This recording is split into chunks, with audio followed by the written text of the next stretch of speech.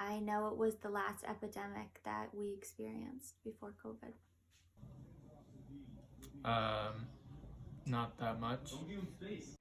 So what is the Spanish flu? The Spanish flu is a zoonotic human infection, meaning it was passed on from animal to human, and has symptoms identical to the flu.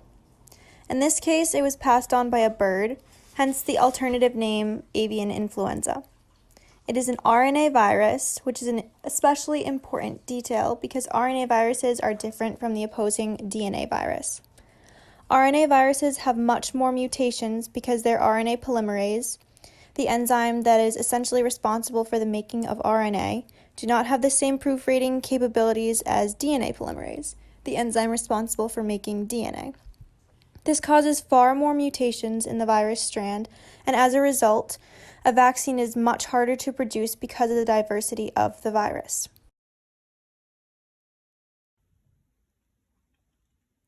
Probably millions. About 20 million?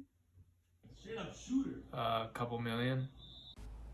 500 million people, or a third of the world's population, became infected with the virus. The number of deaths was estimated to be at least 50 million worldwide. Mortality was high in people younger than 5 years old, 20 to 40 years old, and 65 years and older.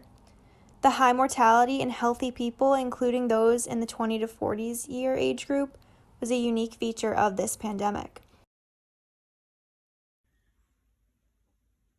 In early 1900s, late 1800s. I think the early 1900s. Although it is called the Spanish flu, there is no clear evidence as to where this virus originated. During World War I, many countries were forbidden to report news that would distract their soldiers or country in any way. Spain was one of the only countries reporting this outbreak, and thus the name for the viral outbreak was implemented, the Spanish flu. In March of 1918, a troop of soldiers were sent from America to Europe who carried the virus with them. The virus spread throughout the countries in Europe, however, was not too deadly, only having symptoms of high fever and malaise. In late summer of 1918, somewhere in Europe, the virus mutated, and that new strand not only spread like wildfire, but was also able to kill a perfectly healthy adult within 24 hours of the symptoms starting. Soldiers were being moved around the world rapidly and without knowing, carrying the new deadly strand, and thus spreading the disease globally, turning it into a pandemic. Control efforts worldwide were limited to non-pharmaceutical interventions such as isolation, quarantine, good personal hygiene, use of disinfectants, and limitations of public gatherings, which were applied unevenly. COVID-19 is a disease that can trigger what doctors call a respiratory tract infection. It can affect your upper respiratory tract, including sinuses, nose, and throat, or lower respiratory tract, including windpipe and lungs.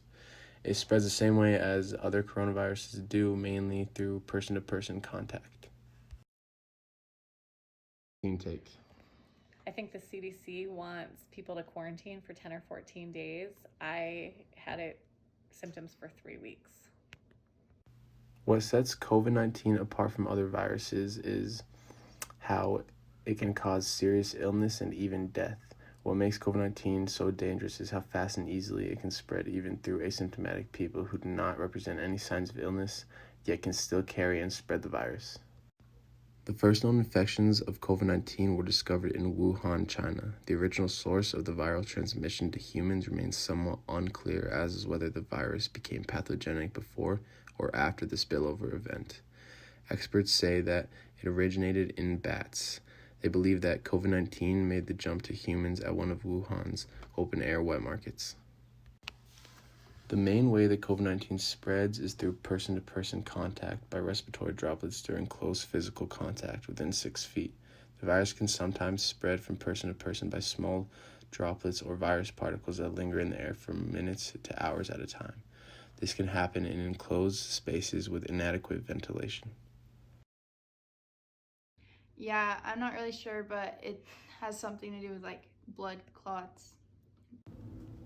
COVID-19 in the United States resulted in the entire country being forced into quarantine state by state as the death rate increased and the amount of cases kept spreading. Due to this, caused many people's income to come to a halt. Therefore, people were losing money and the economy was plummeting. The government started to hand out stimulus checks to all the people so the government would not go into another depression. The COVID-19 crisis also led to dramatic swings in the household spending. Retail sales, which primarily tracks sales of consumer goods, declined 8.7% from February to March in 2020. This was the largest month-to-month decrease since the Census Bureau started tracking the data. Throughout the United States, there were 31 million cases, and out of these cases, there were 560,000 deaths due to COVID-19. When people are at home, they didn't feel the need to go out as much because they had things like computers and like gaming systems to keep.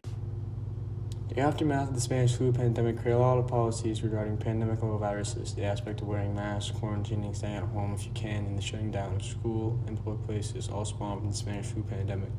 The pandemic caused many countries to rethink their healthcare systems, with many implementing centralized healthcare, while the United States created employer-based insurance plans. Medical equipment was also improved. For example, hospital beds were upgraded from wood to metal to improve sanitation. The research for vaccines was created, with the Spanish flu vaccine being distributed throughout the 1930s. The 1918 pandemic led to a change in housing, as health officials saw that closely packed urban housing led to the spread of diseases. FDR's New Deal required all apartments to have fire escapes hallways that are 3 feet wide and separate bathrooms. Alright, so vaccines are like good because they like stop the spread, so like it'll be harder to like get the virus. On every level, you can't have big groups together. You can't meet with your business partners or teachers. The COVID-19 pandemic has changed our lives very profoundly, with the need to stay indoors and limit contact with other people, the mandate on mask wearing, and the closing of schools becoming a new normal among people of the world. The pandemic has allowed for rapid creation and testing process of vaccines, allowing for greater populations to be vaccinated quickly. Socially, the norm has changed, with people being more cautious around other people, creating a sense of social anxiety among other people, thinking that anybody could have the deadly virus. With the development of technology, many institutions have moved to virtual outlets to help prevent the spread of the virus, and this trend of virtual schooling and meetings will only continue after the pandemic is over. Worldwide, there have been 134 million cases of COVID-19, with 2.9 million deaths as of April 9th, 2021. Many vaccines have been developed by Big Pharma, and the companies are Pfizer, Moderna, and Johnson & Johnson. An average of 2.9 million vaccinations are being made every day, with President Joe Biden saying by the end of May 2021 there will be enough vaccines to vaccinate every American in the country.